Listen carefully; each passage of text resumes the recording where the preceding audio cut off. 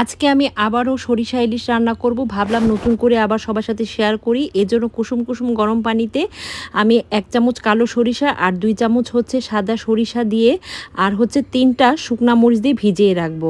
তো মালিহা আপুর ভিডিওটা দেখেছিলাম সেদিন, খুব খেতে ইচ্ছে করছে, ভাবলাম আমিও আবার একটু ভিডিও করি সবার সাথে শেয়ার করি।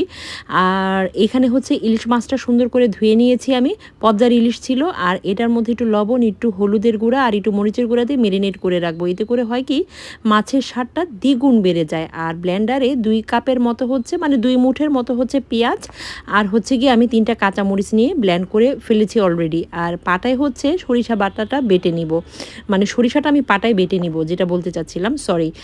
আর যাই হোক, পাটায় আস্তে আস্তে বাড়ছি, যেহেতু আমার হাতে ব্যথা। যারা আমার ভিডিও কন্টিনিউ দেখো তারা তো জানোই যে আমার ট্রিগার ফিঙ্গারের প্রবলেম আছে। আর ওইদিকে হচ্ছে আজকে গ্যাস নেই, কারেন্টের চুলায় আমি অলরেডি প্যান বসিয়ে দিয়েছি।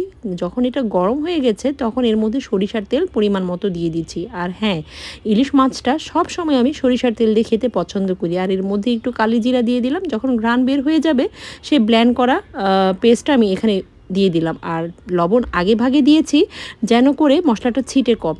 1 চামচের মতো দিলাম মরিচের গুঁড়া আর 1/2 চামচের মতো দিলাম হলুদের গুঁড়া। তারপরে পানি দিয়ে ভালো মতো কষিয়ে 2-3 বার কষিয়ে এর মধ্যে দিয়ে দিব আমি পানি। তো যখন কষানো হয়ে যাবে পানি দিয়ে দিব, বলক চলে আসলে এক এক করে দিয়ে দিব সেই মাছগুলো।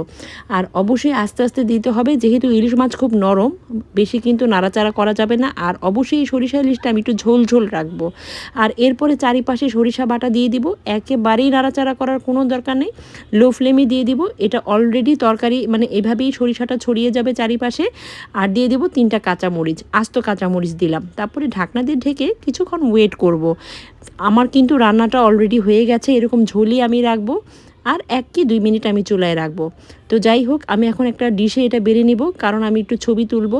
আর আমি একটু যেহেতু ভিডিও করি, আমার কাছে এটা ভালো লাগে, তাই রান্নাটার এত সুন্দর ঘ্রাণ বের হচ্ছিল বলে বোঝাতে পারবো না।